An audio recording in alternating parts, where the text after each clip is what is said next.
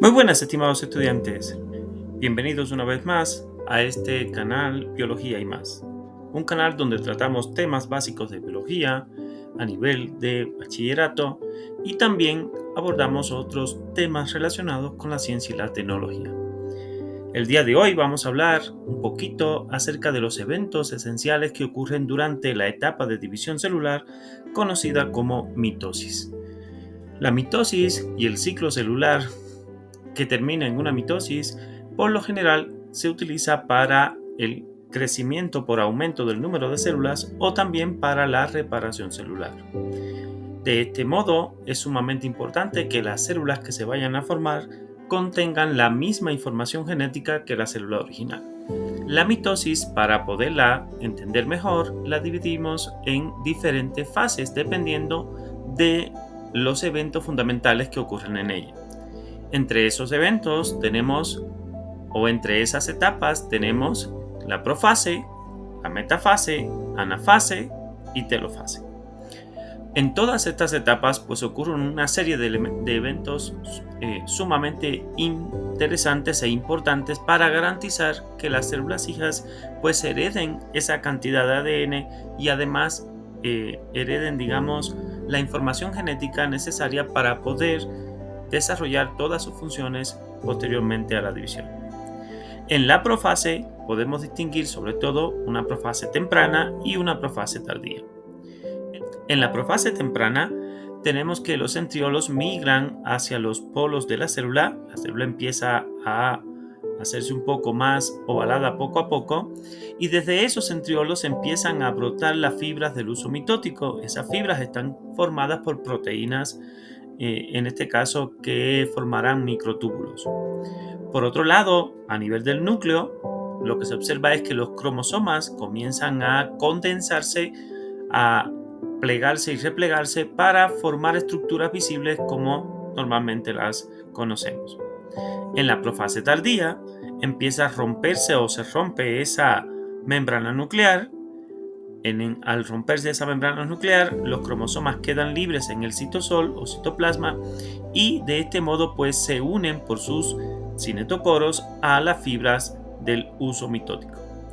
Una vez con esto, pues esas fibras del uso mitótico arreglan a estos cromosomas a nivel de la placa ecuatorial o placa metafásica, es decir, la llevan a los cromosomas hacia el ecuador de la célula. En esta región, las fibras del uso ya están preparando para poder separar las cromátidas hermanas de esos cromosomas. Valga la redundancia, esta etapa se llama metafase. Posteriormente llegamos a la anafase. La anafase es justamente donde se separan las cromátidas hermanas de los cromosomas. Esas cromátidas hermanas son aladas hacia los polos de las células, es decir, hacia donde están los centriolos, a través de un acortamiento que se va dando en ellas. De este modo, esas cromátides o cromátidas hermanas van a ir a parar justamente a esos polos para garantizar que se herede la misma información genética en ambas células hijas.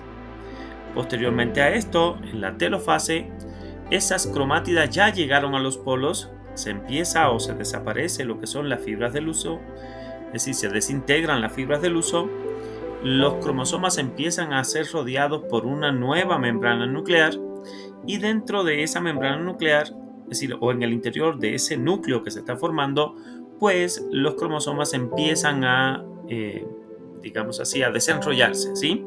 A perder visibilidad poco a poco.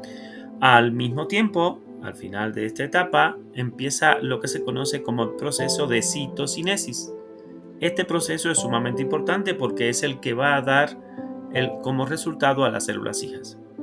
Esta citocinesis tiene unas diferencias notables en células vegetales y animales. En el caso de las células animales, la citocinesis comienza desde afuera hacia adentro, formando como si fuera un anillo contráctil desde afuera hacia adentro, de modo de que se va haciendo cada vez más estrecha la célula hacia el centro, ¿sí? En el caso de las células vegetales, pues la citocinesis empieza desde adentro hacia afuera. En este caso, se fusionan acá o se ubican en el centro vesículas que van conformando nueva membrana desde adentro hacia los extremos. Nueva membrana citoplasmática desde adentro hacia los extremos, al mismo tiempo en que van sintetizando nueva pared celular.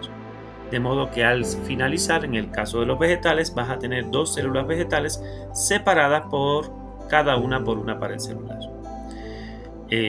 Como habíamos dicho anteriormente, el resultado final aquí son dos células hijas con la misma cantidad de ADN que la célula original, que la célula madre de la cual surgieron, y además de eso no solo la misma cantidad, sino la misma información genética. Es decir, es un proceso bastante conservativo desde el punto de vista de la cantidad de ADN y desde el punto de vista de la información genética.